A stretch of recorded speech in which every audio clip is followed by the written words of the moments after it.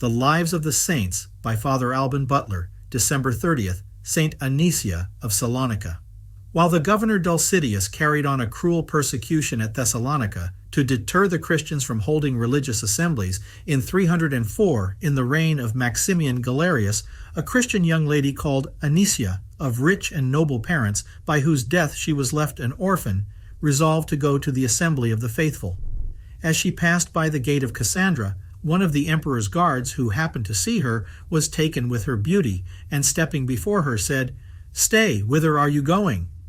Anysia, startled at his insolence and fearing a temptation, made the sign of the cross upon her forehead. The soldier, offended at her silence, seized her and asked her roughly, "Who art thou, and whither art thou going?"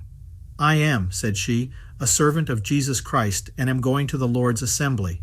"I will prevent that," said he, "and will bring thee to sacrifice to the gods, for today we adore the sun," that day being called by the pagans Sunday.